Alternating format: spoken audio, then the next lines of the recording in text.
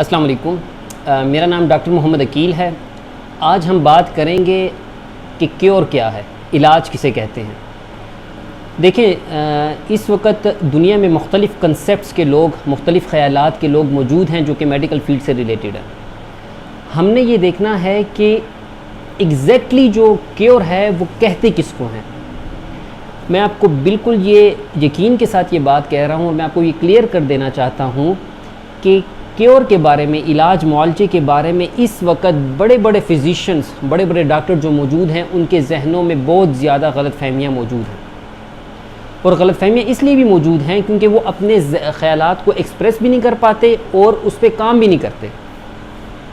अब देखें, अगर हमारे जो कुछ ऐसे दोस्त जो कि गैर फितरती तरीक़ा इलाज से लोगों को ठीक करने की कोशिश कर रहे हैं या उनका इलाज करने की कोशिश कर रहे हैं, अगर आप उनसे पूछते हैं कि इलाज क्या है, तो वो आपको ये बताएगा कि मिसाल के तौर पे किसी बंदे को अगर कब्ज़ियत है, कॉन्स्टिपेशन है, या किसी बंदे के बाजू में डायबिटिक जो है जरासीम पैदा हो गए हैं, डायबिटिक ज़ख़म पैदा हो गया है, वो हील अप नहीं हो रहा, तो वहाँ पे उसको एम्प्यूटेट कर देना, मतलब उस बाजू को काट देना, या डायबिटिक फुट हो गया है उसको काट देना, वो उसका हल बताता है।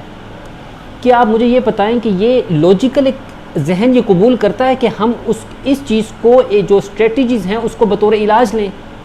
या किसी को नींद नहीं आ रही और हम उसको सिडेटिव्स मेडिसिन देते हैं, नींद आवर अद्वियात देते हैं जिससे कि उसको नींद आने लग जाए। ये तो अगर आप देखें तो सीधा सीधा से इस तरह से हो रहा है कि हम डायरेक्टली उसके सिम्टम्स ठीक कर रहे हैं। यानी कॉन्स्टिपेशन को आप देख लें, डायबिटिक फुट को आप देख लें, और नींद ना आना यानी इंसोम्निया के मरज़ को आप देख लें, तो इसको हम ये कह सकते हैं कि ये उसके सिम्टम्स को ठीक कर रहे हैं। अंदरूनी तौर पे क्या बीता उस मरज़ पे, इसका हमें नहीं पता। आपने कॉन्स्टिपेशन ठीक की या जल्दी कोई तकलीफ़ थी वो ठीक की गई, लेकिन उसके बाद जब मरीज़ दोबारा किसी बड़ी तकलीफ़ के साथ आता है, मिसाल के तौर पे जल्दी तकलीफ़ ख़त्म होने के बाद वो हमारे पास आता है कि उसको लंग्स की कोई तकलीफ़ हो गई, दमे की तकलीफ़ हो गई, एज़दमा हो गया, या स्किन नेज़ल एलर्जी पैदा हो गई, तो हमारे डॉक्टर साहिबान जो गैर फितरती तरीके इलाज से कर रहे हैं, जो गैर फितरती तरीका इलाज अपनाए हुए हैं अपने मरीज़ों के इलाज के लिए, तो वो ये कहते हैं कि तुम्हारी पहली वाली तकलीफ़ तो ठीक हो गई, ये दूसरी तकलीफ़ है।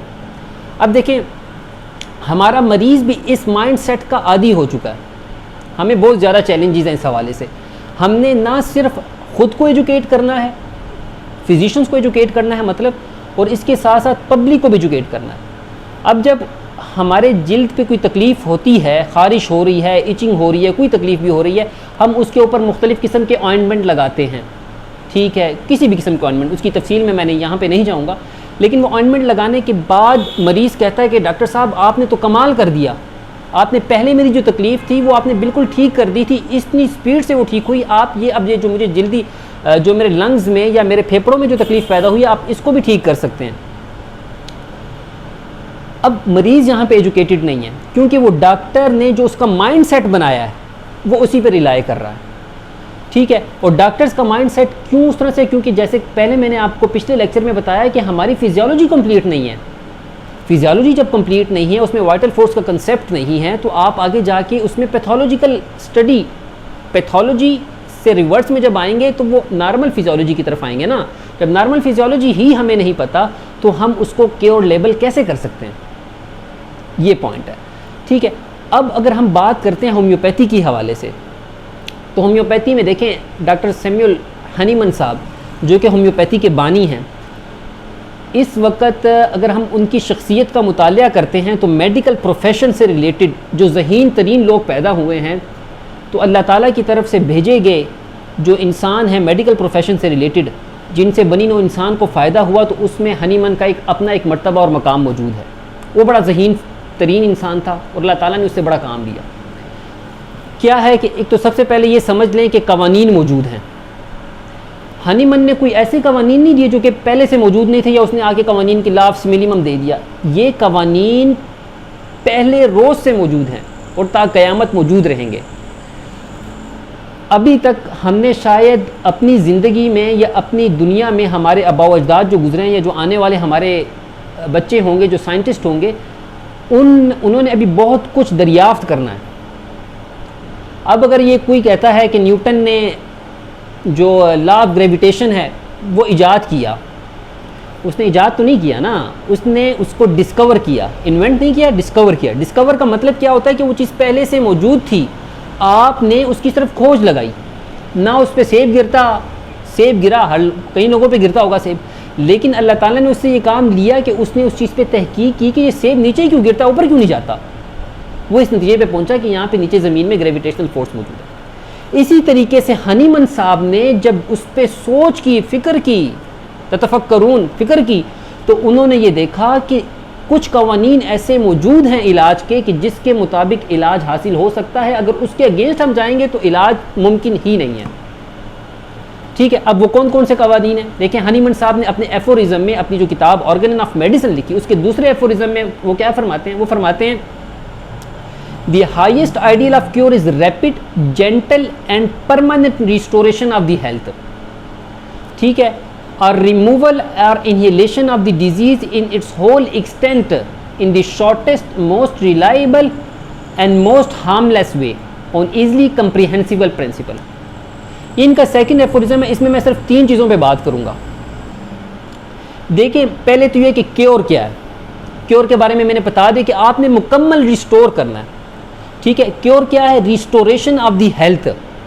एक बंदा बीमारी की हालत में आया, आपने उसको दोबारा रिस्टोर किया हेल्थ की तरफ। रिस्टोर ऑफ हेल्थ किस तरह से होगा, ये आप अपने जहन में रखें। कवानीन कुदरत हैं कि वो बंदा, उसकी जो तकलीफ़ है वो अंदर से बाहर की तरफ आएगी, यानी कि इनर बीइंग से आउटर मोस्ट आएगी, मोस्ट इंपॉर्टेंट आर्गन से लेस इंपॉर्टेंट आर्गन की तरफ आएगी, ऊपर से नीचे की तरफ आएगी और रिवर्स आर्डर में जाएगी। यानी जिस आर्डर में, मिसाल के तौर पे हमारे पास एक पेशेंट आता है, मैंने अपनी लिटिल प्रैक्टिस में ये कई दफ़ा ऑब्ज़र्व किया है कि हमारे ऐसे दोस्त जिनको जोड़ों की बहुत ज़्यादा तकलीफ़ होती है, घुटनों में दर्द हो गया, जल्दी तकलीफ़ पैदा हो गई, घुटनों की दर्द का हम एग्जांपल लेते हैं, उसमें वो जब जाते हैं किसी हमारे गैर फितरती तरीके इलाज से इलाज करने वाले मुआलिज के पास, वो उसको जब दवाई देते हैं तो चंद सालों बाद उसी मरीज़ या मरीज़ा को दिल की तकलीफ़ पैदा हो जाती है। अब बेतहाशा ऐसे मरीज़ दे सकते हैं आप। कुदरत ने एक सिलसिला रखा हुआ, उसको मुतालिया करने वाले हम लोग बन जाएं तो हम देखेंगे कि उसमें कई सारे फैक्टर हमें ऐसे नज़र आएंगे, ऐसे मरीज़ नज़र आएंगे जिसमें की चीज़ें हम देख सकते हैं। अच्छा, जब वो मरीज़ हमारे होम्योपैथ के पास आया, अपनी दिल की तकलीफ़ लेकर आया, हमने उसका इलाज शुरू किया तो उसने हमें कुछ अरसे बाद कहने लगे, डॉक्टर साहब मैं बेहतर महसूस कर रहा हूँ, लेकिन मुझे ये जोड़ों की तकलीफ़ शुरू हो गई है, मैं इसकी वजह से बहुत बेसुकूनी महसूस कर रहा हूँ, तकलीफ़ महसूस कर रहा हूँ। वो फिर अगर किसी एलोपैथ के पास चला जाता है, वो उसे वही पेन किलर या उसकी जो जुज़वी तकलीफ़ है उसे दबा देता है। वो दबने से दोबारा उसकी दिल की तकलीफ़ दोबारा पैदा हो जाती है। तो आप क्या देखते हैं कि लेस इंपॉर्टेंट आर्गन से, घुटनों से वो तकलीफ़ बढ़ के कहाँ जा रही है, मोस्ट इंपॉर्टेंट आर्गन की तरफ, दिल की तरफ जा रही है। आप इसी तरह से देखते हैं कि जल्दी तकलीफ़ दब के किस तरफ जा रही है, मोस्ट इंपॉर्टेंट आर्गन लंग्स की तरफ जाती है। ये कानून कुदरत है, कुदरत की, क्योंकि आप अगर मुतालिया करते हैं एक्टोडर्म, मीजोडर्म, इंडोडर्म का, तो आप उसमें ये चीज़ देखते हैं कि उसमें ये सारी की सारी चीज़ों के एवेल्युएशन एक ही जो हमारी जर्म लेयर है उससे ये इवाल्व हो रही हैं। ठीक है, तो रिस्टोरेशन ऑफ हेल्थ क्या होगा, इसी कानून के तहत होगा। इसको हेरिंग्स लॉ ऑफ क्योर भी कहते हैं, रिवर्स आर्डर में। अगर आपको इसके मुताबिक मिल रहा है तो हमारे जो दोस्त किसी भी मुआलिज तरीका इलाज से मुंसलिक है, चाहे वो एक एलोपैथ है, अगर उसको रिवर्सल स्टेट मिलती है, मोर इंपॉर्टेंट आर्गन से लेस इंपॉर्टेंट आर्गन की तरफ तकलीफ आती है उसके मरीज़ की, वो होम्योपैथिक इलाज कर रहा है। वो कौन सा इलाज कर रहा है, वो होम्योपैथिक इलाज कर रहा है। अच्छा, इसके बाद हम ये देखते हैं कि rapid, gentle and permanent cure.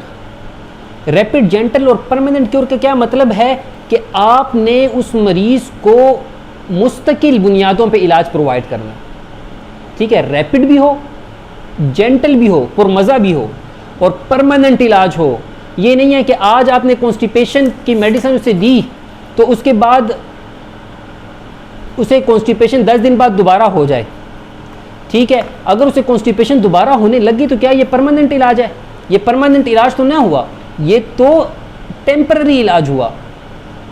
ठीक है, अगर ये टेम्पररी इलाज है तो इसका मतलब ये हुआ कि आपने मरीज़ को मुस्तकिल इलाज प्रोवाइड ही नहीं किया, यानी ये कुदरत के ऐन कवानीन के मुताबिक नहीं आ रहा। ठीक है, rapid, gentle and permanent care of the treatment आपका होगा। ठीक है, अब रैपिड, जेंटल और परमानेंट केयर अगर आपका होना है तो उसमें जितने भी तरीका इलाज हैं उसमें हमें ये देखना होगा कि मुस्तकिल बुनियादों पे मरीज़ की वो तकलीफ़ दूर होती है और with the feeling of internal well being, internally तौर पे भी वो अगर बेहतर हो रहा है तो हम उसको क्या कहेंगे कि वो मुस्तकिल इलाज की तरफ आ गया है। तीसरी जो कैफियत हम ये कहते हैं कि तीसरी जो अलामत है वो ऑन द बेसिस ऑफ, ये जो क्योर हमें अटेन होगा वो on the basis of comprehensive principles की बेसिस पे होगा। अब कॉम्प्रिहेंसिव प्रिंसिपल्स क्या है? कॉम्प्रिहेंसिव प्रिंसिपल्स ये वाले हैं कि उसमें आप कवानीन, कुदरत के कवानीन को आप फॉलो कर रहे हो। अगर आप कुदरत के कवानीन को फॉलो नहीं कर रहे तो उसमें आपको कुदरत के कवानीन को अगर आप लोग फॉलो नहीं कर रहे तो ये मुस्तकिल इलाज नहीं होगा। यानी आप ये कह दें कि जी, हम कहते हैं कि जी एक सूरज, वही वाली बात आ जाती है कि सूरज मशरिक से निकल रहा है और मगरिब में गुरूब हो रहा है। अगर इसके उलट बात की जाए, हम किसी को कह के कन्वेंस तो कर सकते हैं कि ये जो है, हम किसी को कन्वेंस तो कर सकते हैं कि आपका इलाज इस बुनियाद पे हो चुका है, लेकिन मुस्तकिल ये नहीं हो सकता, मुस्तकिल बेसिस पे ये ट्रीटमेंट आपका नहीं होगा। ठीक है, अब इसकी बुनियाद पे आप ये देखें कि हमारे जो पेशेंट्स हैं, अब पेशेंट्स का भी एक सेटअप देखें। हम ये जो काविश कर रहे हैं आज, ना सिर्फ अपने होम्योपैथिक फिजिशियन, एलोपैथिक फिजिशियन या हर्बल फिजिशियन जिस फील्ड से रिलेटेड हैं उनको भी हम एजुकेट करना चाह रहे हैं, उसके अलावा हम अपनी पब्लिक में हेल्थ के हवाले से अवेयरनेस चाहते हैं। हमने अपने स्टैंडर्ड्स ऑफ हेल्थ अपलिफ्ट करने हैं। देखें, इस तरह से है कि हमारे जो लोग हैं, जितने भी आप ये देखते हैं कि वक़्त के साथ साथ हमारी मेडिसिन्स की पैकिंग चेंज हो गई, उसमें जिद्दत आ गई। हम मेडिसिन को कहते हैं कि ये जदीद होती जा रही हैं, लेकिन हम ये क्यों नहीं देखते कि साथ साथ हमारी जो कॉम्प्लिकेशंस हैं डिजीज़ में वो बढ़ती चली जा रही हैं। ठीक है, हम ये क्यों नहीं समझ रहे या हम क्यों नहीं समझना चाहते कि इसकी क्या वजह है? क्यों? इसकी वजह क्या है कि आप सप्रेशन किए जा रहे हैं, सप्रेशन दर सप्रेशन ऑफ डिजीज़ हुआ जा रहा है, जिसकी वजह से आपकी मोस्ट इनर बीइंग सफ़र किए जा रही है। होम्योपैथिक फ़लसफ़े के मुताबिक एक मरीज़ ठीक कब होगा, क्योर कब होगा? वो तब होगा जब उसकी अंडरस्टैंडिंग और उसकी विल वो बेहतर परफॉर्म कर रही है। अंडरस्टैंडिंग, अब देखें, आपको मैं अपने मुआशरती खदुखाल का बताता हूँ। मैंने आपको पिछले लेक्चर में बताया कि हमारे मुआशरे में ख़ुदकुशी का रुझान क्यों बढ़ रहा है। ठीक है, आप ये भी देखिए कि हमारे मुआशरे में इस वक्त तलाक की शरह क्यों बढ़ रही है, हमारे मुआशरे में इस वक्त घरेलू नाचाकी क्यों बढ़ रही है, हमारे मुआशरे में इस वक्त जो बच्चे हैं वो सॉफ्ट इनोसेंट नहीं रह गए, वो बदतमीज़ पैदा हो रहे हैं। हम उनको बहुत अच्छे स्कूलिंग सिस्टम में भेजते हैं, ठीक है, माहौल भी चेंज हुआ है, लेकिन वो कबूल करने वाली सलाहियत उनकी क्यों नेगेटिविटी में चली गई है? उसकी वजह क्या है कि उसकी वजह यह है कि आपके स्पिरिचुअल और साइकोलॉजिकल लेवल पे हम बीमार हैं। जब तक हम उस लेवल को ठीक नहीं करेंगे, यानी कि अपने मोस्ट इनर लेवल को हम जब तक ठीक नहीं करते, हम बेहतर नहीं हो पाते। ठीक है, तो इसको मैं समअप यहाँ पे करता हूँ कि हमने क्योर को पहले समझना है कि इलाज क्या है। इलाज को समझने से के लिए हमें नॉर्मल ह्यूमन बीइंग को समझना होगा कि नॉर्मल इंसान की सेहत होती कितने लेवल्स पे है। फिर दूसरा हमने ये समझना है कि रैपिड, जेंटल और परमानेंट क्योर क्या है। यहाँ पे मैं आपको ये बताता चलूँ कि कई लोग, हम जब होम्योपैथिक इलाज कर रहे होते हैं, वो हमें ये कहते हैं कि जी आपका तरीका इलाज स्लो है। मैं अक्सर मरीजों से ये कहता हूँ कि कैसे स्लो है, आप मुझे ये बताएं आप शुगर की दवाई कितने सालों से खा रहे हैं? वो बताते हैं हम जी 20 साल से खा रहे हैं। 20 साल की में आपकी बेहतरी आई या वर्स हुए? जी हमें तो अब डायबिटिक फुट भी हो गया, या हमारी शुगर अनकंट्रोल होने लग गई, या हमारी यादाश्त कमज़ोर हो गई है। तो क्या इसको मैं इलाज कहूँगा? कौन इलाज इसे कह सकता है? हम अगर न्यूट्रल हो के सोचें तो हमने उसकी कंडीशन वर्स की, लेकिन अगर मर्ज की नोयत पे डिपेंड करते हुए मरज़ की नोयत पे डिपेंड करते हुए अगर उसको परखते हुए हमें उसकी दवा 1 साल 2 साल जारी रखना पड़े, 2 महीने 3 महीने मरज़ की नोयत पे जारी रखना पड़े, तो उसे हम स्लो तरीका इलाज नहीं कह सकते। हमारे यहाँ ये भी मशहूर है कि एक्यूट केस में हम क्योर किसको कहते हैं? हम इसको कहते हैं कि जी मरीज़ अगर मरने से बच गया एक्यूट केस में, जैसे कि आज कोरोना की बीमारी है, हमने जी मरीज़ को मरने से बचा लिया, हम उसे कहते हैं ना ये क्योर हो गया। क्या वो क्योर हो गया? वो क्योर आप तब उसे लेबल करेंगे जब वो साइकोलॉजिकल, फिजिकल और स्पिरिचुअल लेवल पे बेहतर ऑप्टिमम परफॉर्मेंस दे रहा है। ठीक है। तीसरा क्या है कि कवानीन के मुताबिक, फितरत के जो कवानीन हैं, अगर उसके मुताबिक आप चलेंगे तो आप कामयाब होंगे ज़िंदगी के किसी शोबा में भी। अगर कोई कहता है कि हम जेट त्यारा लेके जा रहे हैं ऊपर की तरफ, ठीक है, और वो ऊपर तो बहुत जी हज़ारों किलोमीटर ऊपर पहुंच गया, ठीक है, और हम समझें कि वो वहीं पर रहेगा, क्या वो रह सकता है? नहीं रह सकता, क्योंकि वो कानून फितरत जो ग्रेविटेशनल फोर्स है उसके अगेंस्ट जा रहा है। जिस तरह से न्यूटन के 3 लॉ उसने दिए, ठीक है, उसी तरीके से होम्योपैथी के जो डॉक्ट्राइन्स हैं, थ्योरीज़ हैं और कवानीन हैं वो बिल्कुल बरहक हैं। उसको स्टडी करें, न्यूट्रल हो के स्टडी किया जाए।